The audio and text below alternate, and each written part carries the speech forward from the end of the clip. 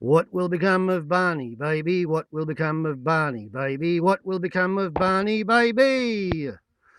In Scott Morrison's government. He's just such a half-wit. He's just such a dimwit. He's just such a dim prick. In Scott Morrison's government. Believe it or not, what they've done is they've paid attention to Warble's On-A-Lot channel for the last 6 months.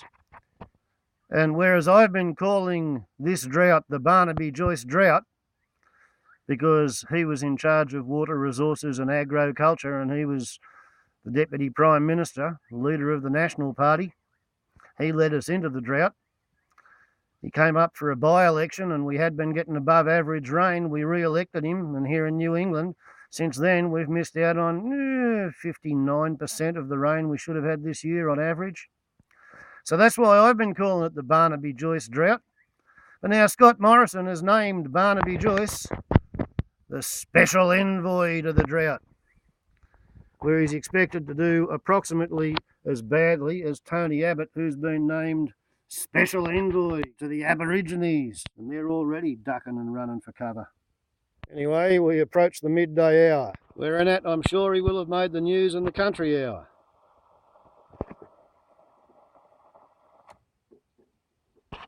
Hesitation, the former Prime Minister Tony Abbott has given a conditional yes to taking on a newly created job in Indigenous Affairs.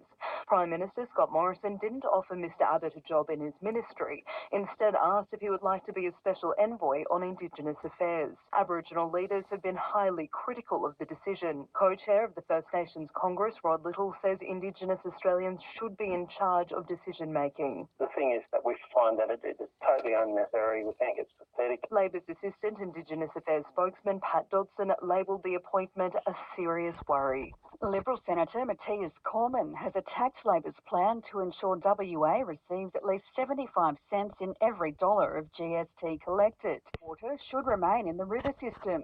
The state government is releasing 15,000 megalitres of environmental water to help struggling irrigators, while the Commonwealth Environmental Water Holder will release 20 gigalitres into the Murray Valley in northern Victoria.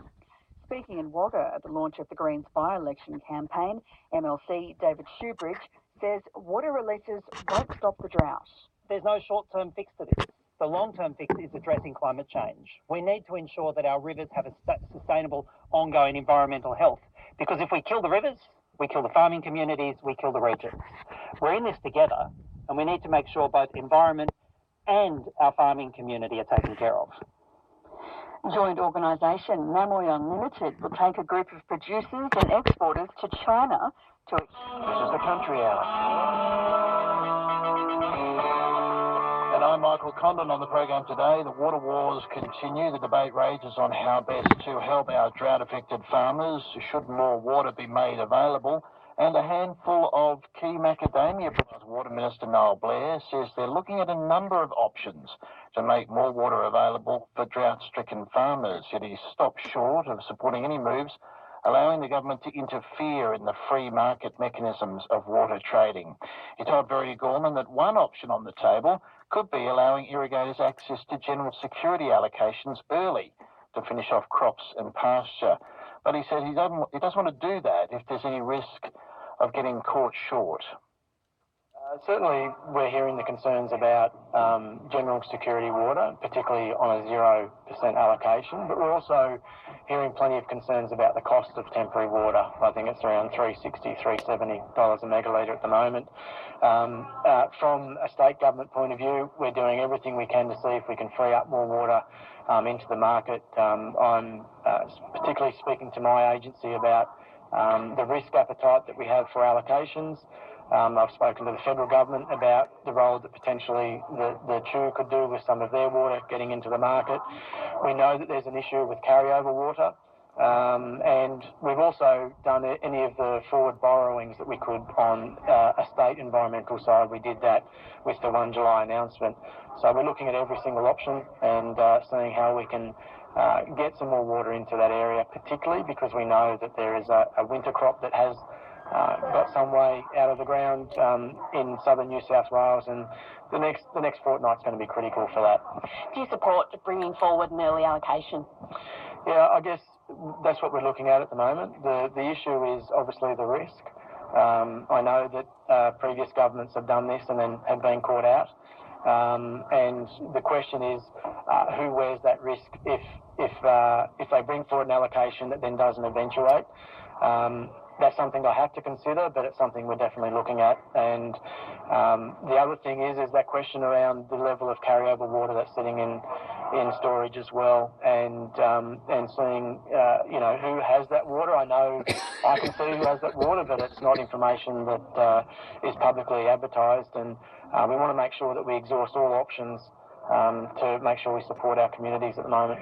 Many of the crops down in the Southern Riverina are either dead or only just hanging on, so obviously decisions for them need to be made quickly. When will we see some movement on this, and is it an urgent priority for you? 100%. The drought across the whole state is an urgent priority. And we're not just facing these issues in these valleys. We've got big issues obviously in the Lower Darling, in the Macquarie, the Gwyder, the Namoy, along with the Murrumbidgee and the Murray. And yeah, it's an urgent issue. It's the front of the government's mind, and we're doing everything we can to try and support our communities. And it's a tough one at the moment. The state government has announced it'll release environmental water, 15 gigalitres. There's concern that that's just going to be bought up by big buyers and used cotton crops and whatnot. What is the state government doing? Can the state government do anything to ensure that it reaches the people who are in real need? Well, that's a difficult one, right? That's why we have a water trading market. What we have to be very careful of is the commercial sensitivities around even forecasting or flagging where that water is going to be put into what markets. And again, if people are asking us to then intervene in a trading market and stop some people buying it, well, who do I prioritise first? Does someone who has a permanent planting have more right than someone that has a loosened business, than someone who's trying to grow or finish off a winter crop? That I see has some real issues with it, particularly those that have planned for some of this and either have their own water or their own plans in place, and maybe have been prepared to buy water on the market as it comes. How do we stop them over someone else that maybe says that they want it more? That's a really difficult decision for government. I've heard the term that someone used just recently was we're quite happy sometimes in the sector to capitalise our wins and then socialise our losses. I don't know that we start setting precedents that we intervene in a trading market and start picking winners over losers there. The only thing that we can do is try and get more water into the market, hopefully look at the allocations, and then that's the role of the private sector probably to determine who gets it. Member Murray Austin Evans at the Deniliquin meeting talked about three sort of possible buckets of environmental water to tap into: state governments, Commonwealth environmental water holder, and rules-based environmental water, and said that was one of the most likely ones, around 141 gigalitres, he said, available there, but that would involve suspending water sharing plan, which is a very big move. What are your thoughts on that? Are you open to that? So we've already brought forward the plan environmental water that I can have some say on. That has already been brought forward. 235 gigs was brought forward in allocation for that. The other buckets, obviously the Commonwealth with the Chew can put more water into the market. They've made an announcement about the Goulburn Valley at the moment. It's a different situation than what we're probably seeing in New South Wales, but they have put more water into the market there, and I've asked that they consider more water into New South Wales. Suspending water sharing plans, again, the reason we have water sharing plans is to identify the hierarchy, whether it's critical human needs, basic landholder rights, and then the productive allocations and the hierarchy with those. Even suspending it, you still would then need to have some sort of rules base, because again, I'd imagine that would be open very much to a legal challenge if I suspended the plan and someone, again, maybe with a high security licence, then was restricted. But we're looking at all of those options. We're looking to see what the implications would be. Again, we start to get to the situation, do I pick a large employer that might be an abattoir or a processing facility in a town? Do I pick them over a permanent planting organisation or a fodder business? These are all the challenges, and we need to understand the implications of those, and that's what we're looking at the moment. It's certainly not something we've ruled out at the moment. It would be a very drastic situation, but we need to understand what it would mean, and that's what we're looking at the moment. Just lastly, we did get some rain around New South Wales. Have you heard back from your analysts yet? How useful was it?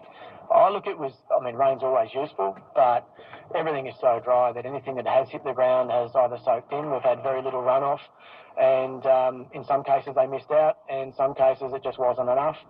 But we know that it can rain, and that's, I guess, a psychological boost in some cases. There's a bit more coming through later this week. Fingers crossed we can continue to see it rain again, but we certainly aren't out of drought. New South Wales Water Minister and Primary Industries Minister Niall Blair, who's speaking at a Murray-Darling Association AGM in Leeton today. Graham's texted in saying a study for the MDBA cited that the cost of temporary water was inflated by nearly 50% because the chew and other environmental water is not traded anymore on the market. He says this is causing immense damage to the irrigation industry and was not foreseen by the MDBA. A man-made drought, he says. We better get it fixed by next week, or we have turned a crisis into a catastrophe, says Graham. And Mark from Griffith asks whether Niall Blair might know whether there's any environmental flows coming out of Warragamba Dam. There's a whole bunch of other texts there. I'll get to them a little bit later on in the program, because we're going to stay with the issue of water and the situation in the Darling is getting critical again. Locals say once again there's no water in the river and communities are suffering as a result. The Australian Floodplain Association made a submission to the South Australian Royal Commission on Water, and Stuart Lalever told the Commission that things upriver have to change. He says the water sharing plan should be amended and the first flush rules altered to allow communities along the river to survive in times of low flow. The pastoralist Stuart Lalever says the South Australian Royal Commission last week gave them a good hearing. Yeah, well, it was last Friday, and yes, we did get a fair hearing. We had some things to get to them, and we were pretty well grilled on the validity and the in the detail of it all. But all in all, we were pretty very pleased with not only being given the opportunity, but to be able to put our case to them. Now, was it a time for recriminations, or was it a time to come up with some ideas? No, as far as we were concerned, the majority of our time was spent in trying to get some ideas through. There was a little bit of recrimination in relation to the present process that we're going through to try and to get some sense made out of this, the stakeholder process. But most of it we were trying to get solutions through, not be constructive and not destructive. Okay, well, I'm running out of recording room because I've got this 15-minute upload problem. But what they're saying now is that the Darling River has stopped flowing. And they want a first flush rule so that water which is currently being stored in off-river tanks, they call them, big rectangular dams, higher up above Broken Hill, they want that water released into the river. The thing is, that water is owned by irrigators who sucked it out of the river in times when there was water in the river. The reason there's no water in the river is because Barnaby Joyce has bent all of the Murray-Darling Basin plan principles and regulations for the benefit of his mates in the irrigation industry. As soon as he was appointed special envoy for the drought, the very first thing he wanted to do was grab a hold of environmental water and feed it to the irrigators so that they can produce fodder for the cattle. This morning there was a professor of environmental science on the radio. I recorded it, but went 5 seconds too long to be able to upload it, so sorry about that. But he pointed out that the millennial drought ran for 6 or 7 years. This drought, we've only been really in it for 3 years to 6 months. If you suck all the water out of the environment right now, there won't be anything at all to recover with afterwards. It's also illegal on a federal level to do what Barnaby Joyce is suggesting. So I think his job now is to drive around the electorate and look at all of the farmers using tractors to put dead sheep in the top of the trees so they can't be seen from the road for the look of the thing, which is how a fire got started at Land's End a fortnight ago. Anyway, that's what's happening. Barnaby Joyce, he owns the drought. Just like I said, it's the Barnaby Joyce drought. And his job is to go around and apologise to everybody who's affected by it, because he brought it to us. Such is life. Ciao.